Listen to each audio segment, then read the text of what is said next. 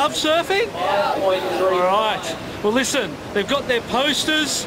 You're not wagging school, are you? No. Is this our teacher here? Okay, keep an eye on them, teacher. So they've got their posters, they're collecting the autographs. You can get them, if you're here, you can get them at the store. If you're not, go to wslstore.com. Get your stuff. Thank you, Bart and Mick Fanning. During that last exchange, just had a few seconds on the clock as he rides in just in time of the buzzer. So sat out with priority, needing a 5.35 right at the end to avoid a 25th result here at Margaret River. Let's check it out again, Potts. All right, tricky wave to ride, late drop. Mick Fanning off the bottom, straight up through the white water. Out on the open face, he needs something special there, just a transition turn. As he draws off the bottom, he needs to belt the section, in which he does.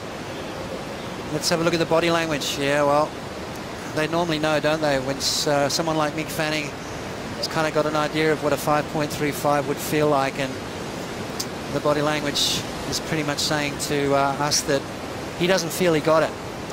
You know, I think on the merit of that last turn, I don't think it was enough, Joe. Maybe needed to connect a little bit more out the back. There was a little bit of downtime through the inside. This is Kanoa's 5-1, so they're going to compare these two waves. Big opening turn from Kanoa. Very similar start so far, right? Let's have a look at the end of it. Kanoa bangs it off the white water, so maybe a little bit more of a critical finish on Mick Fanning's wave. So very interesting. That was Kanoa's 5.10. Mick needs a 5.35 on this one. Yeah, well, let's have a look at the foam climb. So he didn't really hit the lip. It's more of a foam climb. So Kanoa's first move maybe a little bit better. Both with that similar cutback through the inside. And then that last turn, way more critical on Mick Fanning's. Bit of a stomp on the board right there. He might be feeling it with that stomp. Hey? Because he connected with the finishing move.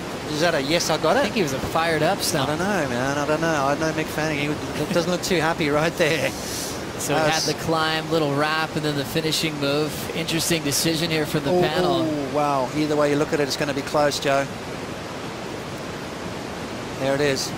Scores in for Fanning, a 4.93. Not enough. He gets knocked out by Kanoa Igarashi here in round 2 at the Drug-Aware Margaret River Pro. And Potts, I think you felt him on that stomp at the back of the board. Maybe just not what he was looking for to try to turn the heat. I know Mick, and that wasn't a happy Mick. So I think he knew deep down that he sort of let that one slip through his fingers. Smart surfing, though, from Kanoa Igarashi. Got to give the kid credit. You know, anytime you can beat a 3-times world champion, it's a big win. Well, you look at the decision, 12.77 total for Kanoa to a 12.76 total for Mick Fanning. Even though he came up short on that last wave, it was still tough to separate these two athletes in these conditions today. Yeah, very close, but might as well be a mile. You know? So now, might as well be 100 points rather than a 0.1. It's a win. You know? Potts taking it into the hands of the competitors, how Fanning feels coming that close to turning the heat there. Kanoa now happy to be moving into round 3, avoiding a consecutive 25th result.